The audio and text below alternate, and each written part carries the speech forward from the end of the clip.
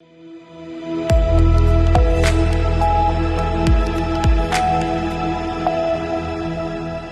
के बाद आप सभी का बहुत स्वागत है सी न्यूज भारत में। नमस्कार, मैं हूं रत्ना।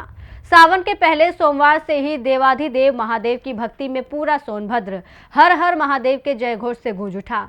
घोरावल के ऐतिहासिक शिवद्वार धाम में आस्था का ऐसा जन सैलाब उमड़ा कि मंदिर परिसर से लेकर कई किलोमीटर दूर तक कांवड़ियों और श्रद्धालुओं की लंबी कतारें नजर आईं। लाखों आस्थावानों की भीड़ को देखते हुए पुलिस और प्रशासन पूरी तरह अलर्ट रहा।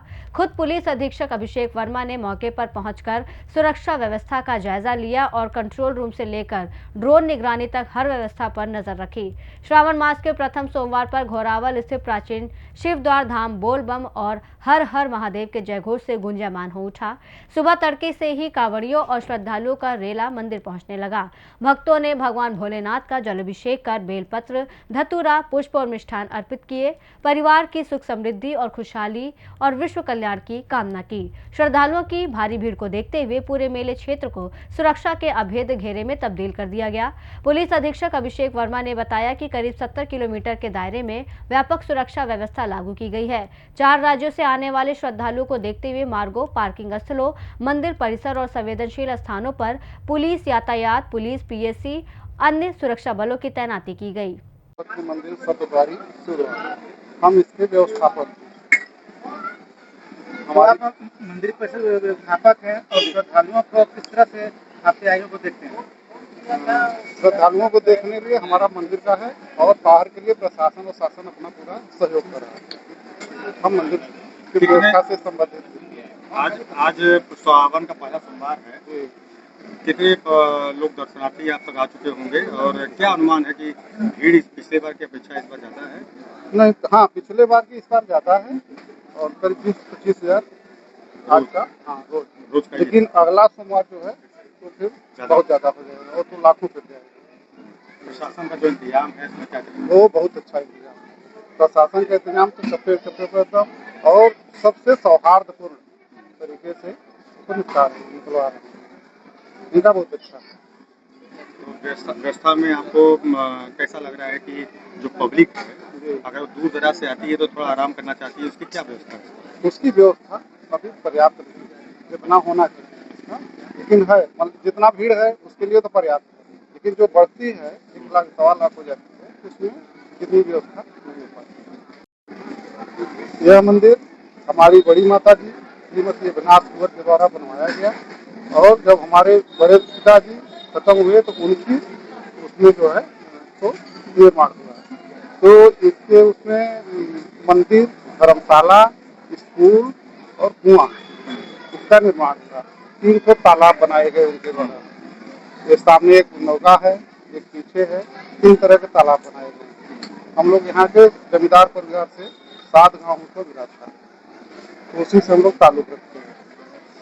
अच्छा, जो यहाँ के राजा आभूषण ब्रह्मशाह रहे या फिर विजयगढ़ के जो राजा रहे, इन लोग से क्या रिश्ता आपका, क्या संबंध है आपका? हम जमगांव से, जो हमारी बड़ी माँ थी वो जमगांव से बिलोंग करती थी। वो हमारे जो बड़े पिताजी थे वो जमगांव में शादी हुई और उन्हीं के द्वारा जब यहाँ आए तो हम लोग दूसरे विजयपुर से बिलोंग करते थे। वहाँ छोड़कर यहाँ आए, यहाँ हमको 7 गाँव मिला और 7 गाँव में ये जो गाँव हैं अगल बगल के उसमें मूर्तियाँ बहुत मतलब थी। अच्छा, तो हमारे जो एक इतिहास हमको ये बताइए, जो यहाँ पे शिव पार्वती की जो अनोखी मूर्ति यहाँ पे स्थापित है, इसका क्या है? बताते हैं कि ये कहीं मिली थी? हाँ, ये हमारी माता जी को स्वप्न हुआ। एक बार स्वप्न हुआ, फिर वो थोड़ा टाल दी, लेकिन दूसरे दिन 3-4 दिन बाद फिर स्वप्न हुआ। इसके बाद फिर वो उस पर पता की कि कहाँ है।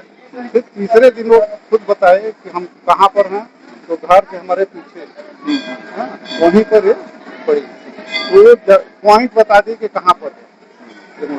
यानी माता जी को स्वप्न में शंकर पार्वती की मूर्ति का वो आया कि यहाँ पर हम यहाँ पर। फिर क्या हुआ आगे क्या? इसके बाद जो वो खुदाई करवा चुके, हम लोग जमींदार थे, जमीनों को दूसरे को देते थे, खुद खेती करते नहीं थे, तो जो फल जोत रहा था तो उसको लगा कि यहाँ पर है। फिर माता जी गई वहाँ पर, पहले उसके मूर्ति थी 3 फीट, उसके बाद फिर जो है पे जौ था, जौ करीब 2 ढाई बोरी, उसके ऊपर जौ था। उसके बाद फिर कलश था, कलश के नीचे मूर्ति थी। खुदाई के दौरान एक मूर्ति मिली। पहले बहुत छोटे, कितना वर्ष हो गया होगा इसको?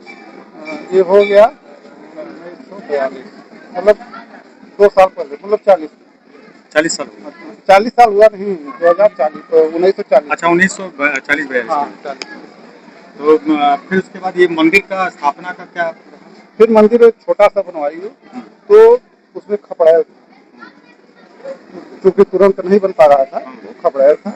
और उसके बाद फिर उनको लगा कि नहीं, चोर उचक्के आ रहे हैं, मूर्तियाँ के यहाँ व्यापार होने लगा, तो फिर उन्होंने इसका जो है एक मंदिर बनवाई इस जगह। वो तो पहले पीछे था, फिर यहाँ फिर यहाँ पे वो मंदिर बनवाई, पे पूजा करने के लिए पुजारियों का वो।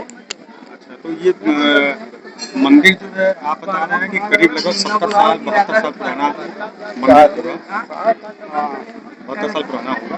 तो 72 साल पुराने मंदिर के बाद इसमें कितना जीर्णोद्धार और किसने किसने क्या क्या करा? इसका जो लोग आए कुछ न कुछ कराते ही गए, हाँ, लेकिन जो गर्भगृह है, जो मंदिर है, उस पर कोई रोमांचक नहीं हुआ।